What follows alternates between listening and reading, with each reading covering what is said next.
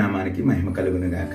నేటి దినపు వాగ్దానంతో మీ ముందుకు రావడానికి ప్రభు సహాయం చేస్తున్నారు. పిల్లరా, ద్వితీయోపదేశకాండం 5వ అధ్యాయం 17వ వాక్యం, నరహత్య చేయకూడదు. అవును పిల్లరా, దేవుడు ఇచ్చినటువంటి ఆజ్ఞలలో 10 ఆజ్ఞలలో అతి ప్రాముఖ్యమైనవి ఆజ్ఞలలో ఈ ఆజ్ఞ ఒకటి. పిల్లరా, దేవుని పిల్లలుగా మనము ఇతరులను గాయపరిచే రీతిగానో, లేకపోతే అవమానపరిచే రీతిగానో, లేక మరి ముఖ్యంగా హత్య చేసేటువంటి ప్రమాదంలోనూ మనం పడిపోవటానికి ఎవడెంత మాత్రం ఒప్పుకోవడం లేదు. దేవుని పిల్లలు అన్ని విషయాలలో పరిశుద్ధత కలిగిన వారై ఉండాలి. అయితే మనం ఏ హత్య చేయవారుగా మనం అనుకోవచ్చు, కానీ మన మాటలను బట్టి, మన ప్రవర్తన, మన క్రియలను బట్టి అనేకుల హృదయాలను గాయపరిచిన వారంగా ఆధ్యాత్మికంగా చనిపోయినటువంటి పరిస్థితులు ఎంతో మంది కలుగుతున్నాయి. పిల్లరా, మనం ప్రవర్తించే ప్రవర్తన ఇతరులను బాధించి వేధించేటువంటి పరిస్థితులు ఎదురైతే అది నీకు, నీ కుటుంబానికి ఏమాత్రం క్షేమం కాదు. కనుక దేవుని పిల్లలుగా మనము మాటలను, ప్రవర్తనలను మనం పరిశుద్ధత కలిగిన వారంగా ఉంటూ అనేకులను ఆదరించి మనసు కలిగి ఉందాం. అట్టి కృప దేవుడు మనందరికీ అనుగ్రహించును గాక.